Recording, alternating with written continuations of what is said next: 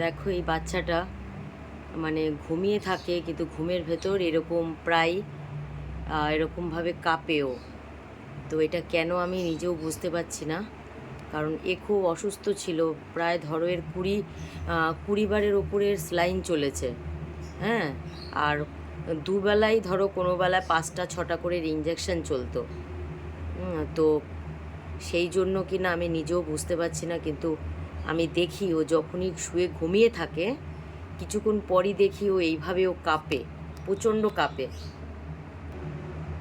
দেখো ওর যা অবস্থা ছিল সেই সময়, মানে এতই খারাপ অবস্থা ছিল যে ডাক্তার মানে ওকে বলেই দিয়েছিল যে বাঁচবে না। কিন্তু ও মৃত্যুর সাথে যুদ্ধ করে দেখো ও আজ বেঁচেছে। কিন্তু জানি না, হয়তো সেই শরীর খারাপের জন্যই হয়তো ওর এই আজকে এরকম অবস্থা হচ্ছে।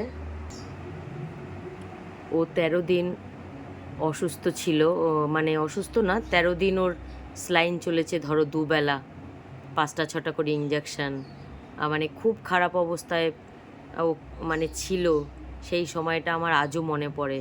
আর সত্যি ও খুব খুব কষ্ট করেছে, মানে খুব, মানে কি করে যে মৃত্যুর সাথে মানে যুদ্ধ করে ও যে আজকে বেঁচে আছে, এটা সত্যি আমি সেই 13 দিনের কথা আমার সব সময় মনে পড়ে।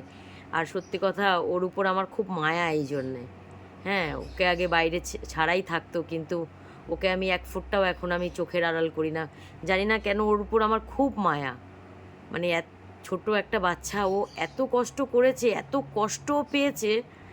মানে আমি তো নিজে ওকে ঘেঁটেছি দুবেলা। হ্যাঁ, মানে সত্যি আমি ভুলতে পারি না ওর সেই দিনগুলো।